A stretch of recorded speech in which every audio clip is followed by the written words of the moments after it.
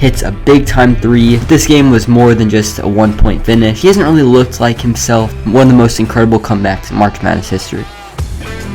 I'm Sully with the Sidekick, and this is Sports with Sully.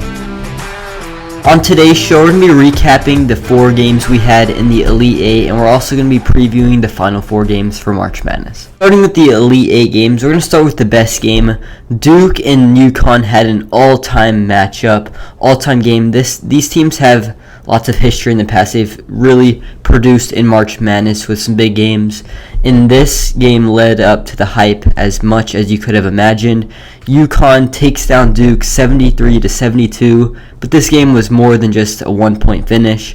Duke really dominated this game. Duke got off to a really good start. They led by 15 at halftime. They led by 19 at one point. It looked like they were going to cruise to the Final Four. They looked like the more complete team. They looked like the better shooting team, better defensive team. Really, UConn couldn't get anything going in the first half, but then something clicked. Alex Karaban made some big shots. Braylon Mullins, we'll talk about him in a little bit, but he really stepped up. But the guy I really want to talk about is Terrence Reed. Terrence Reed has been great all March Madness. He kind of had a little bit of an off regular season, but this March Madness, he's averaged 22 points a game, and he's really just been bigger. Duke has a really good inside defense. Patrick Gumba, their center, was hurt for a good amount of the end of the regular season. He has came back. He hasn't really looked like himself as much as you would like to see. He doesn't look like he's full strength. He looks like he's still battling an injury, but he is playing. But Terrence Reed really just kind of bullied him, dominated him in the post. But he's the big reason that UConn really got back into this game. And this game really came down the wire. UConn cut into the lead, but still was down by 4, and Duke still had the ball, down by 4, with a little more than a minute to go in this game. And this is when the Duke collapse really started to happen. Caden Boozer had the ball, turned the ball over. UConn goes the other way. Alex Karaban, with 1 minute to go, hits a big-time 3. So all of a sudden you go from Duke having the ball up by 4 to now Duke having the ball only up by 1. Really how momentum can really shift in this game. Alex Karaban really stepped up in this game. He's really the veteran presence of this team. But Duke goes down. Cameron Boozer scores a layup, and UConn gets the ball. Terrence Reed ends up going 1 for 2 from the free throw line. So Duke still has the ball, up by 2, 10 seconds to go, and they inbound the ball, and then they get it off, quick pass to Caden Boozer. And there's 2 guys over the half-court line. There's only 10 seconds left in this game. Caden Boozer could hold the ball and run the clock out or call a timeout. They did have 1 timeout left. He decides to do none of those things and kind of hesitates, takes a dribble, and then tries to throw it over the 2 defenders. There are 2 guys wide open. You get it over the defenders, and one of the Duke players is getting the ball and getting fouled or running the clock out, but it gets deflected into the air. UConn chases it down. They get the ball. In just quick thinking, Alex Karaban passes to Braylon Mullins from about 37 feet on the logo. He makes the 3 with 0.3 seconds left, and that was the game. Duke obviously could not get a shot off and only 0.3 seconds left, and UConn, one of the most incredible comebacks in March Madness history. The other 3 games in March Madness Elite 8 were not as good. Illinois takes down Iowa. Iowa's Cinderella run comes to an end. Illinois kind of just dominated. Iowa stayed in there a good amount of this game. They kind of kept it close. They even led at some points in this game. But Illinois, just too much size, too much good shooting, really took over, and Iowa could really never find their offense. Michigan dominated Tennessee. Tennessee was a 6 seed. Michigan was a 1 seed. Really, from the beginning of this game, it was 18-18, and then all of a sudden, Michigan was up 35-18. Michigan is a really unique team because they have the most size in all of college basketball. Their front court is an NBA front court. 7'3" at center, 6'11" at power forward, and 6'9" at small forward. They really can just use their size to dominate some of these teams, and they really did that against Tennessee. Tennessee just had no chance. Michigan gets a 30-point win. Arizona-Purdue was a really interesting game. Purdue dominated this first half, really. They led by 7 at halftime. Braden Smith was making threes, and you know when Braden Smith is making threes that they are a really dominant team. Trey Kaufman-Renn got into foul trouble. That really hurt them, and Arizona came out the second half, just pretty much said they were not losing this game. Jaden Bradley made some shots.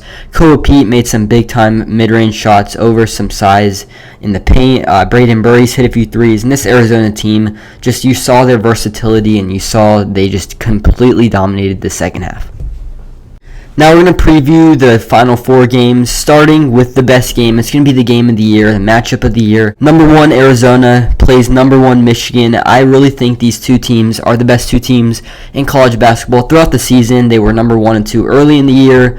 Now they're both 1 seeds in March Madness. These teams have the most depth, have the most just versatility. They don't have a weakness in their game. Starting with Michigan, like I said, their size. Michigan's front court is one of the biggest, like I said, in all of college basketball. I think one of the best matchups of this game is versus Mo Krivas for Arizona, 7'2 center versus 7'3 Adai Mara for Michigan.